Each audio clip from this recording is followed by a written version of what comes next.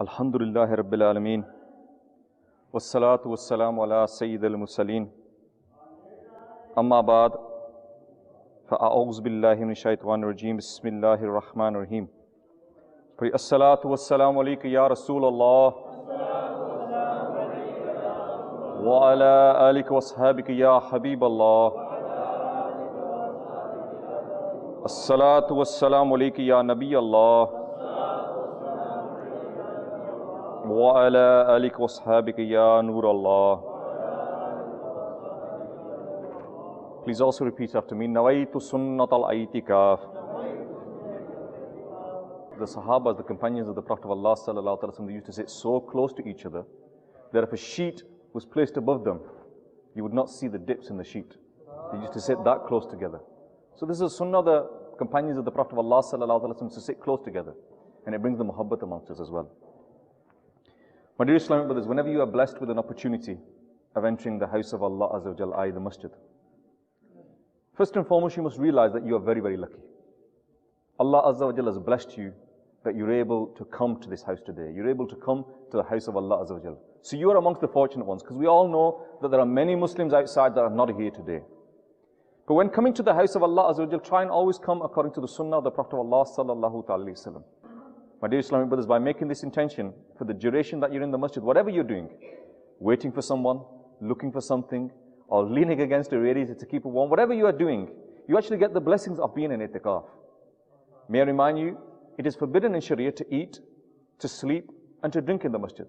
But if you make this intention, nawaitu sunnat al-itikaf, you can make it in your heart, you can make it in any language, you can make it in English. Make this intention, then for duration that you're in the masjid, you get the blessings of being in the masjid. So a small amount of effort, but a huge amount of reward. There are also many blessings of reciting Durud Pak upon the Prophet of Allah sallallahu ta'ala alayhi wasallam. Sayyidina Imam Sakhawi rahmatullah ta'ala alayhi narrates that the Prophet of Allah sallallahu ta'ala alayhi wasallam stated that the one who sends Durud Pak upon me once, Allah Azza wa Jal showers 10 blessings upon him. And the one who sends the Durud Pak upon me 10 times, Allah Azza wa Jal showers 100 blessings upon him. Allahu Akbar. And the one who sends the Durud Pak upon me 100 times, Allah. The Prophet of Allah sallallahu alaihi wasallam says that the one who sends the Durud Pak upon me 100 times, Allah Azza wa Jal inscribes between both of his eyes that this person, he is exempt from hypocrisy and the fires of hell. And on the day of judgment, he will place him with the martyrs. Sallu alal Habib. My dear Islamic brothers, how easy it is to get so much reward. Reciting 100 Durud Pak in a day is not a big wazifa. 100 Durud Pak is something very small. We read our namaz 5 times a day. So if when we're going to the masjid we recite it 10, when we're coming from the masjid we recite it 10. At each namaz, if we recite this, then easily 100 Durud Pak is done. And the reward is so great. Subhanallah. My dear Islamic brothers, many of us here will have participated in watching films. Many of us will have participated in watching sports, be them football or cricket.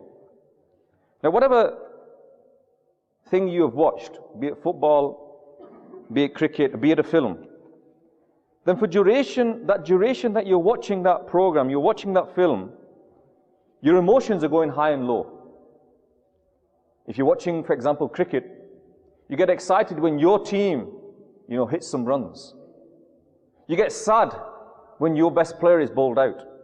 And so your emotions are up and down all the way through the game, and you're watching the game, and you're really into the game, and you're really intensely into the game. And your emotions are everywhere because you want your team to win. So you're happy, you're sad, you're angry. If your bowler doesn't do properly, you're angry. If your batsman doesn't play properly. And all these emotions are going. And then what happens at the end? At the end, when the game is over, when the final run is made or the final wicket is bowled, then you take a deep breath and then you go back to your normal life. But for that period of time that you've been watching that film or you've been watching that game, your emotions have been up and down, you've been happy, you've been sad. But then you realize that this is not the true world. I'm back to my normality now. I go back to work now. I go back to my normal things now. And you realize that that is just one small part. Allah Azza wa Jal tells us in the Quran that this dunya is like a game. Allah Azza wa Jal tells you, and I give you the translation from Kanzul Iman, that the life of this world is but a game, it is but a pastime. The home of the hereafter, that is the life if only they knew. So when that final whistle is blown at the end of a football match and you realize that it's just a game, eventually that time will come where our eyes will close for that final time, and when they open again we'll realize that this dunya is just a game. It's just a small twinkle of an eye. The hereafter, the akhirat, that is our destination. And for that, my dear brothers, we need to prepare ourselves. You know, that person that spends all his life building everything here in England, he builds a massive house here, but then when he retires, he goes and lives abroad. Then you say to him, so what have you built everything here for? That is your hereafter. That is where you're going to go and settle down. That's where you're going to have, you know, you're going to get married and you're going to have kids and you're going to stay over there. But you built everything over here. It doesn't make sense. So the hereafter is what we need to prepare ourselves for. But unfortunately, in this dunya, Shaitan puts many traps for us. Because so the aim of Shaitan is to stop us from getting to paradise. And he will put all sorts of traps in front of us. He will do everything he can to stop us attaining our final goal. And then inshallah, in today I'm going to just mention some of the traps that Shaitan puts in front of us. And that we need to look at ourselves, apne aap ko dekhen, look at ourselves and say to ourselves, am I falling at any of these traps? Are any of these traps affecting me? Am I coming into any of the traps of Shaitan that's stopping me from attaining paradise? Number one, lusting after wealth, greedy for money. Allah, unfortunately, every one of us, our whole mind revolves around the pound note sign. We're after money all day long. We'll plan, every day we'll plan that tomorrow I'll get up in the morning, I'll do this many hours, tomorrow I'll do this, tomorrow I'll make this much money, tomorrow I'll achieve this, I'll get this money, then I'll do this with it. How many of us have sat down at night and said to ourselves, okay, tomorrow's a bank holiday. Tomorrow is a holiday, I have an opportunity, to get so much niqyah with me. I've got an opportunity to do so much ibadat. What am I going to do today? What am I going to do tomorrow? Do we make these plans? Unfortunately, our mind revolves around the pound note sign. Just to give you a few examples. Shab-e-Barat, inshallah, that blessed night will be upon us soon. The Prophet of Allah sallallahu alaihi wasallam said that on that night, more people are forgiven than the hair of the tribe of the sheep of the tribe of Bani Kalb. And at that time, the tribe of Bani Kalb, they had more sheep than anybody else. And so the Prophet of Allah sallallahu alaihi wasallam said that this is a night in which you have your opportunity to get all of your sins forgiven. And more people will be forgiven on this night than the hair on all of them sheep. Now, how many of us, when that night comes, will come and spend all night in the masjid? How many of us will come and stay here in the house of Allah Azza wa Jal and do sincere tawbah for all the sins that we have committed? Unfortunately, very few. Lekin, if I made an announcement today, that whoever comes to the masjid on that night, all of the debts will be written off. I'll write you a check for all your debts. You come to the masjid, whatever your debt is. If you got £100,000 debt, I'll write you a check. If you got £110,000 debt, I'll write you a check. If you got £100 debt, I'll write you a check. Those that have got a £5 debt, they will come to the masjid as well. Because they want to get rid of the debts. They've got this financial gain that they've got. But when it comes to akhirat, no time. No time. To get rid of our debts, we'll come to the masjid, we'll stay here all night. What do you want us to do? We'll be here. But when it comes to getting the akhirat, to getting the pleasure of Allah Azza wa Jal, to get our sins forgiven, we haven't got time. Another example. Inshallah Azza wa Jal, the month of Ramadan is not far away. The blessed month in which we are told that our ibadat, whatever we do, the reward is 70 times greater.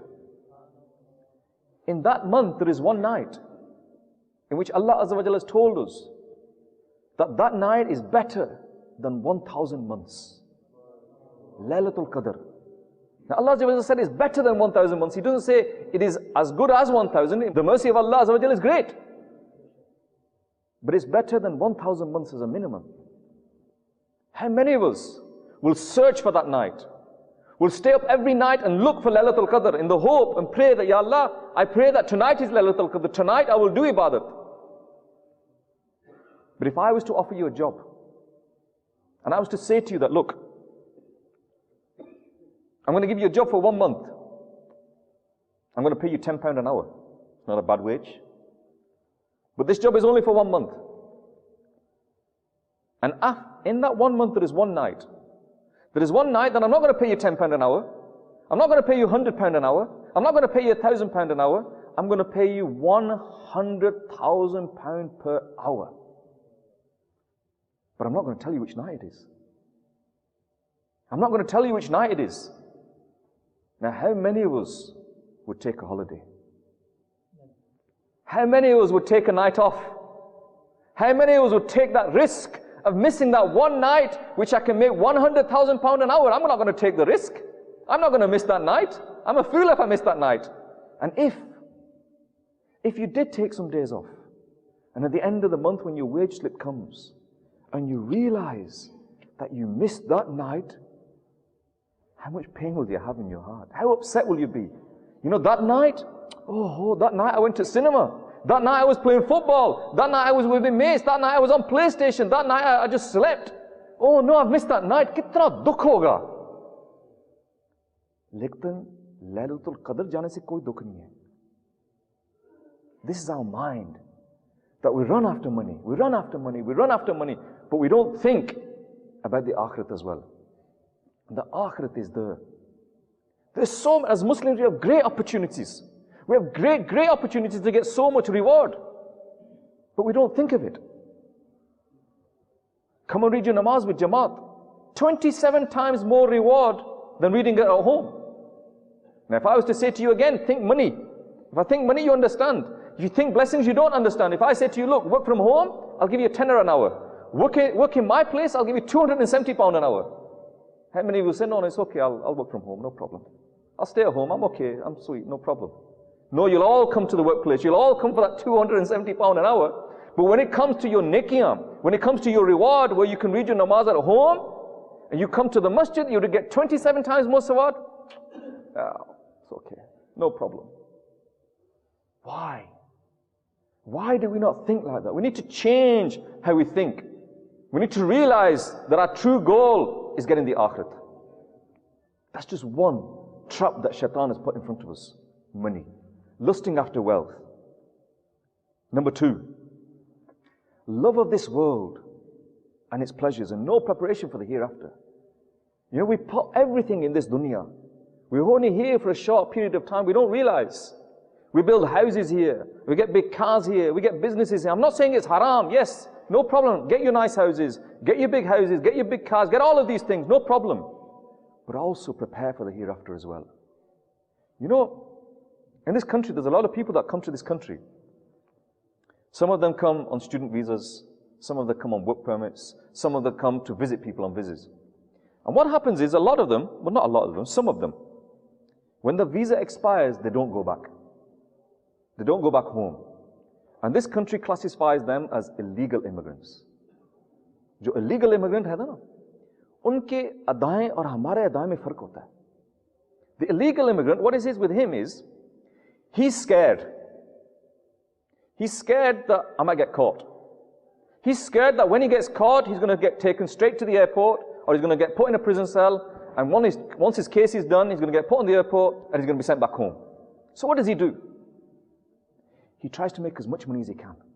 As quick as he can. He'll work day, he'll work night, he'll do overtime, he'll do everything. Right? But what will he do with that money? He won't buy a house here. He won't buy a car here. He sends it all back home. He'll send all that money back to his family. All of it will go there. He'll earn the money, send it back home. Earn the money, send it back home. Day, night, everything. Earn the money and send it back home. Because he's scared that he's going to get caught. He's scared that when he gets caught, he won't be able to grab hold of that money and send it back home. He'll lose that money.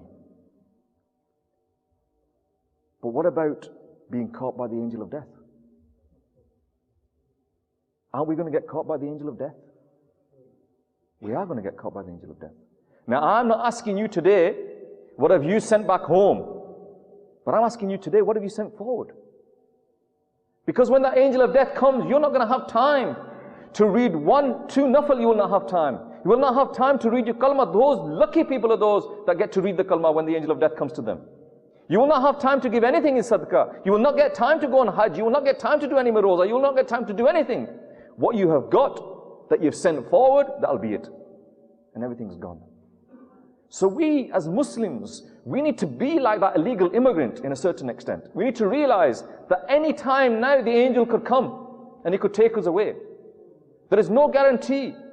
Just think for yourself for a moment. So we need to again change how we think and realize that look, the angel of death is going to come to us sooner or later. What have we done for that? Again, this is another one of the traps of shaitan. The third unfortunate habit that Muslims do, which is again another one of the traps of shaitan, is that we talk degradingly, we backbite and we swear. The youngsters today, they feel that unless they can include a swear word in the sentence, they've not got a complete sentence. They have to include something in that sentence. They have to include a swear word, otherwise the sentence isn't complete. It's almost compulsory. It's part of the English language to swear, but it's not. And backbiting, how many of us perform this sin of backbiting? Allah Azza wa Jalla says to us that backbiting is like eating the flesh of your brother. But how many of us do it? We do it without even thinking. To talk about a Muslim behind his back, to talk about a Muslim in such a way that if he was to hear them words, it would hurt him, is backbiting. To criticize, Imam Ghazali Rahmatullah says that if you criticize someone's transport, for example, oh, you've seen his car, it's a bit of a dodgy car, that should be in the scrapyard, that car, I would never drive that car. That's backbiting. To criticize someone's clothes, have you seen his clothes, them clothes? 70s fashion them, you'd never see me in them. That's backbiting.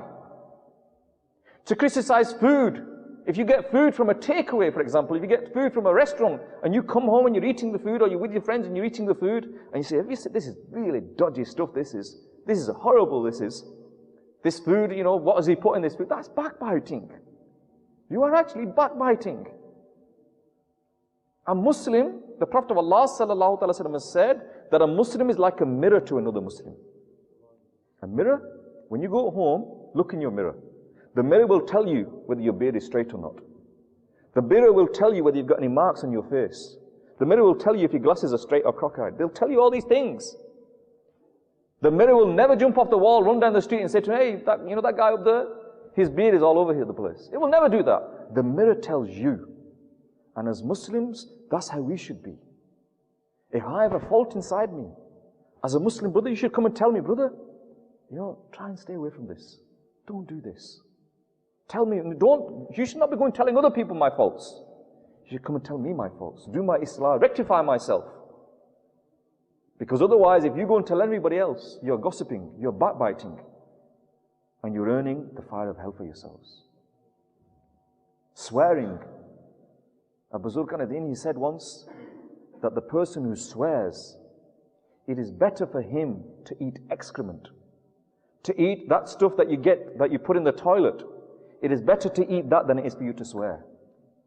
Because the effect that swearing has on you, you do not realize. The excrement that you eat, that dirt that you eat, you can clean yourself. But to clean yourself from swearing takes a lot longer. But unfortunately today we feel that we have to do this. Number 4. Lazy in our salah. The Prophet of Allah sallallahu alaihi wasallam is reported to have said that on the day of judgment, the first question that will be asked to man out of all of his deeds will be about his salah. If his salah is correct, he will succeed. But if his salah is incomplete, he will be disgraced and he will suffer loss. But I've just heard in the media that they're thinking about putting microchips, barcodes in people's necks. You know these people that leave jail, instead of putting them on the straps that they put on the ankles, they're going to put a barcode on their neck. So they can keep an eye on them where they are. And they know where them people are going. Now if I was to put a strap on you, on your ankle, or if I was to put a barcode on your neck, and every time you miss salah, a £10 fine comes to your house. how many of us would miss our salah? We'd be afraid that we're going to get a £10 fine, so we won't miss our salah. We have to change how we think. We have to listen to what the Prophet of Allah ﷺ has told us. And if I put a financial penalty on it, we understand it. But when I give you an akhirat penalty, when I tell you what is going to happen to you in your grave, when I tell you what's going to happen to you in the fires of hell, dekhi jayegi. Allahu Akbar. The fifth trap that shaitan tries to put in our way is bad company, our friends. The effects that our friends can have on us are astronomical. They can really affect us. And everybody needs to examine who their friends are. If you close your eyes and you think about your friends, and when you think about them, you think of big cars, you think of money, you think of parties, you think of successful businesses. They're not your friends. But if when you close your eyes and you think about your friends and you think about that person that keeps on giving me Niki ki dawat, he invites me to the masjid, he tries and gets me to come on the Madani Kafla, he picks me up at home and takes me to the masjid, he gives me risala, he does all these things for me. That is your true friend. That is your true friend. He is your friend. Them other people, they're acquaintances for you. Them people are not going to help you. On the Day of Judgment, that whatever they have given you, that money that they've given you, them drugs that they've given you, the alcohol that they've given you, them parties that they've given you, they're not going to be of any help. But that namaz that person has made you perform, that helped you perform, that kafla that he's helped you to go on, that will help you on the Day of Judgment. And just to give you an example of what the effect that your friends can have on you. If again, I give you the example of a football game or a cricket game. If you play football and all of your friends, if you read your namaz 5 times a day and your friends don't, then when the time for namaz comes and you say to your friends, look, it's the time for namaz now. I want to go and read my namaz. Your friends are going to say, come on, mate, you're messing the game up here. Let's just finish the game. Let's finish the game. If you go, we're going to have to finish the game now. Because of you, we can't finish this game. Just miss, read it a bit later. What difference does it make if you miss one namaz? It's only one namaz. And you miss one namaz. Then you miss 2 namazes. Then you miss 3 namazes. And then what happens is, you become like your friends. But if, let's say for example, you don't read your namaz. But all of the players in the football team, they all read namaz. The time for namaz comes. The brothers say, okay, we're going to stop the game now, we're going to go to the masjid and read our namaz, and we'll carry on the game afterwards. Are you coming with us? Nah, my clothes, they're not clean. You make these excuses. They'll make all sorts of excuses that I can't read my namaz, my clothes, I can't, I'm sorry, yeah? Okay, no problem. First time, second time, third time, you start to think to yourself, look, the brothers are inside the masjid, I'm stood outside in the rain, I might as well go in and read it. And what happens is, because of your friends, you'll start reading your namaz. This is just one example of the effect that can have on your friends. I know of one person that he didn't take drugs. He was married. He had 3 kids. But some of the brothers saw that he was associating with those people who did take drugs. So they went and did infradi koshish on him and said, look, they're your friends. You're not denying that you're friends. But don't stay with them. They will affect you, I don't want you to start taking drugs. If you keep on hanging out with them people, you'll start taking drugs. And he said, no, look, I'm not a kid. Who are you talking to? I'm married, I've got 3 kids, I'm not stupid. I know what I'm doing. Don't worry about it. So, okay, Tiga. But what happens one day, he has a bad day at work. He comes home, he has a bit of an argument with his wife. He goes and sees his friends. They offer him a spliff. And there you've had it. He becomes addicted to heroin. Why? Because of the people that he hung out with, the friends that he had. You need to ask yourself, who are my friends? Who do I associate with and what effect are they having on me? Number 6. The unfortunate actions of the Muslim is our character. If you want anything dodgy, people know where to go to. If you want to buy drugs, people know who to come to. If you want anything stolen, they know who to come to. And unfortunately, they're coming to Muslims. In this country, do you know that we represent 3% of the total population? 3%. Out of every 100 people, 3 people are Muslim. But unfortunately, when you go into the jails, And alhamdulillah, Dawah Islami goes into the jails. We go into the jails in this country as well. We go and give Neki ki Dawat in jails. We go and do halke in jails. We have classes in jails as well. We do all of these things. But unfortunately, 25% of the people in the whole of the UK in jails are Muslims. Kitna sharm ki baat hai. How bad is that? That 21 in every 4. 1 in every 4 inside a jail today is a Muslim.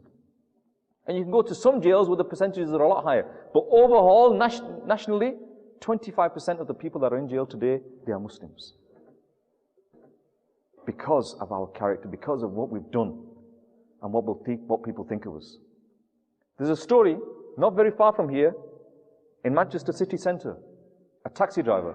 I've mentioned this story to the brothers before. A taxi driver, he picked up 4 passengers in a black cab. 2 men, 2 women. And he reset the meter, as they do. He reset the meter and started the taxi. He drove a few miles, and 2 of the passengers said, "Can you stop? We want to get out of here." So when they got out, they came to the front of the black cab. They asked the driver, "How much?" He looked at the meter, he said, £6. The meter said £6. They paid £6. Now there's 2 people still in the back cab. Now what the taxi driver didn't do, he didn't reset the meter. Because he didn't have to, he didn't reset the meter. And they carried on traveling. And when they got to the destination, they got out of the black cab, they came to the driver, and they said to him, "How much?" Now he looked at the meter, and it said £12.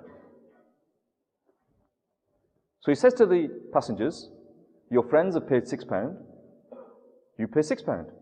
Take it, no? You all understand?" You know what they said to him? They looked at him, and they said, "You're not a Muslim, are you?" Now, if somebody says to you, "You're not a Muslim," you get a little bit, yeah. And he says, "Yes, I'm a Muslim." And they said, "No, you're not a Muslim, are you?" Now he had a small beard, he had a topi, he had a tasbih around the mirror. "You're not a Muslim, are you?" And he started getting angry. He said, "I am a Muslim. Why are you saying I'm not a Muslim? I am a Muslim. Why are you saying this?" He said, "If you were a Muslim, you would charge us £12.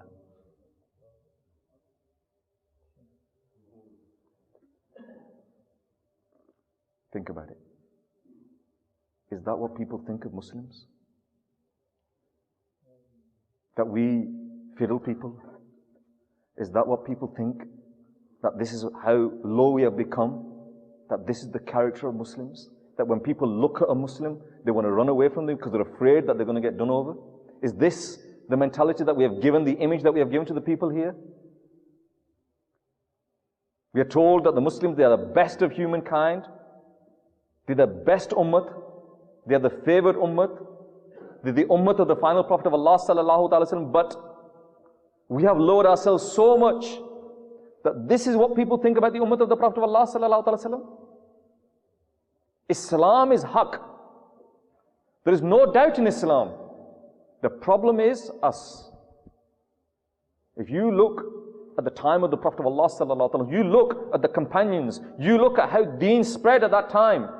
It didn't spread because people read the Quran and compared it with other books. It spread because of the kirdar, the character of the Prophet of Allah sallallahu alaihi wasallam, the character of the Sahaba, the character of the Buzurkan Deen. The kirdar is what spread the deen of Islam. I say to you today that if all of the people of just this town that we are in today, if all of the people of this town followed Islam properly, acted according to the sunnah of the Prophet of Allah sallallahu alaihi wasallam, and had that beautiful character as their example, didn't lie, didn't cheat, didn't swear, then I say to you, within a very short space of time, the whole of the city will read the kalma La ilaha illallah Muhammadur Rasulullah sallallahu alaihi wasallam. That is what we are. That is our failing.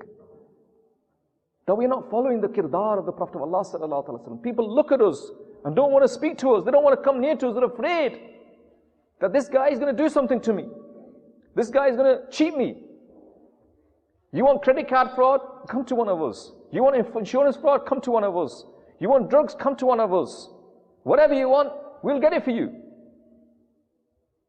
क्या ये हमारी औकात रहेगी? Allahu Akbar. So our character is very, very important. The Prophet of Allah sallallahu alaihi wasallam, he saw a janazah going, and he said, people were speaking ill of the person, that this person, he was a bad person, he wasn't a very good person. And the Prophet of Allah sallallahu alaihi wasallam said that when a person passes away, if people speak ill about that person, then hell is wajib for that person. I ask you, my dear Islamic brothers, what do people think about you? What do your neighbors think about you? What do your friends think about you? What do your colleagues think about you? Do they think that you are a good person, that you're a nice person? Because if they think you are bad, if they dislike you, if they're afraid of you, then the Prophet of Allah sallallahu alaihi wasallam said, when people pass away and people think of you in that way, then hell is wajib for you. There was a similar janazah that was going past, and people were speaking good about them. That this person, he was very good, mashallah. He was good in the community, he helped people, he was kind, he was gentle. And the Prophet of Allah sallallahu alaihi wasallam said that when a person passes away, if people speak good about that person, then heaven is wajib for that person. Think to yourself, mere baare mein kya log sochte hain? What do people think about me? The seventh trap that unfortunately the Muslims fall into is having excessive pride. We have a lot of pride. We think that just because we've been on Hajj, then, it's guaranteed for us. Jannat is guaranteed for us. We think that because, I fast during the month of Ramadan, then Jannat is guaranteed for us. We think that because I did all the Tarawih prayers, then Jannat is guaranteed for us. And we start to have pride inside ourselves. Not just pride in the sense that we think we've got paradise made, but we also have pride inside ourselves in other ways as well.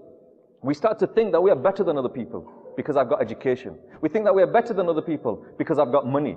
We think we are better than other people because I've been successful in my life. This pride, this takabbur, again, opens the gates of hell for you. The Prophet of Allah sallallahu alaihi wasallam said that if a person has a mustard seed of pride inside him, then he will not enter paradise. And we've all heard that how shaitan fell because he thought himself better than man. Because he said, I'm better. I am created in fire, this person is created in clay, in mud, I am better than him. Why should I worship him? And because of that one act of thinking that you are better than someone, lowered him. How many times do we think we are better than people? Just a few things that if you have inside you, if you have a few things inside you, then this pride can come to you. If you have a lot of knowledge, then you start getting pride inside you. I know something. I know what I'm talking about. Come and ask me. And that pride is not good for you. If you have money, if you have wealth, then all of a sudden you think you're better than other people because I have money. I have all this money, I can do what I want. I'm better than these people. They don't tell me what to do. You have family status. If you have connections, I've got connections. My family? I can get away with anything, me. I've got these connections. This pride inside you. If you've been successful in this world, then you start getting this pride inside you. Those brothers that have a lot of strength, these guys are weaklings, I can lift it up, I'll show you how to do it. I can do this, I can do that. This strength inside you that Allah has given, remember this, Allah has given you that strength. That strength starts to bring pride. These sort of things are symptoms. I'm telling you, these sort of things are things that if you have inside you, then these things you have to keep control of. Because these things can cause you to have pride. If you have, just get under husn, those people that are handsome, that are beautiful, then because they think, I'm beautiful, or I'm handsome, or this, and then people again, they start to have this pride inside them, that I'm better than other people. So these things can bring this sin of takabbur inside you. So you have to be very, very careful about all of these things in your life. Number 8, stopping people's profit, not wanting other people to succeed. Unfortunately nowadays we see the Muslims that we are not happy if our fellow Muslim brother is successful. We should be happy. If my Muslim brother has opened up a business and he's earned it in halal way and he's got himself a Land Cruiser and he's done good for himself, mashallah. May Allah give him more because he's worked hard for it. But unfortunately what happens, we have this jealousy inside us. Why has he got it? He's not worked that hard. Maybe he's doing something dodgy. Yeah. And nowadays, this sin of badgumani, that when you see somebody driving a nice car, if you see somebody driving a nice car, even he's in his 20s, automatically you think, drugs. It might not be drugs. He might have worked hard. He might have got that as an inheritance. But why are you committing this sin of having these negative thoughts about a person? What is the point? What have you achieved? And then if a brother is successful, we're not happy. But then when his business starts going down, we start becoming happy. We start thinking to ourselves, okay, that shop that he's got, he doesn't know how to run it properly. Yeah. When it goes bust, I'll open that shop, I'll open that takeaway, I'll open that cloth shop, I'll open that taxi base, and I'll show him how it's run properly. And I will make that business successful. What should a Muslim do? If you think you have good advice, go to the brother. Look, brother, I've heard your business isn't doing well. I think you should do this. I think you should do that. This is my advice. I think, inshallah, if you do this, it will be better. Why are you holding that good advice to yourself? Why? Because you don't want your Muslim to succeed. You want him to fail so that when he fails, you succeed. That's not what we should be like. There's a famous story that in the streets of Medina, there was a person, he went into a shop. He went into this shop and he wanted to buy some material. He said, look, I want to buy this much material. I want this quality of material, and I don't want to pay more than this. So the shopkeeper said, look, I have that material. I have that quantity of material. I can give you that quality of material. I can give you at the price that you ask as well. But, my dear brother, there is a shopper opposite me. He also sells material. I've noticed all day nobody's gone in his shop. Go and buy the material from him. Allahu Akbar. How many of us will do that? Someone comes into our shop and says, can I have a look at this? And okay, I'll just go to that shop and have a look. No, don't go there. Dodgy stuff there. He'll rip you off. Yeah. Seconds. Yeah. Well, everything. We'll make all the excuses. You're lying. You're backbiting. You're slandering. You're gossiping. You're committing all of them sins for a few pennies. Isn't that sad that we don't want our fellow Muslim brothers to succeed? कितना अफसोस की बात है. Number 9, no mercy for the believers. एक दूसरे को माफ करने के लिए तैयार नहीं हम. मैं बड़ा हूं. Why should I forgive him? He does not know who I am. He should come to me and ask for forgiveness. It's not my fault. He should come and ask for forgiveness. I'm not going to him. Who does he think he is? Does he not know who I am? We don't want to forgive anybody. We don't want to forgive everybody, but we want Allah Azza wa Jalla to forgive all the sins that we have committed. We want Allah Azza wa Jalla to forgive everything. Ya Allah, हमारे तमाम गुनाहों को माफ कर दें. लेकिन मैं आपको नहीं माफ करूंगा. मैं आपको नहीं माफ करूंगा. लेकिन अल्लाह मेरे सारे गुनाह माफ कर दे. How silly is that? We should forgive each other. What is wrong? They have a saying in Urdu, कि नक कट जाती है. If I go to somebody, अगर मैं उसके पास जाऊं तो मेरी नक कट जाएगी. यार वो बंदा दिखा यार जिसकी नक कटी है, मैं भी देखना चाहता हूं. I haven't seen it happen. If you go to somebody that is younger than you, if you go to somebody that maybe the status is lower than you or whatever, and you go and ask your business, if you go and ask for forgiveness from that person, you're not lowered. आपकी इज्जत बढ़ जाती है. Your status is high because you have humbled yourself. And as a Muslim, we should humble ourselves. आपने कभी देखा है फल का दरख्त? A tree that has apples on it, it doesn't put its apples up in the air like that. It lowers itself. Here, there's the fruit. Take the fruit.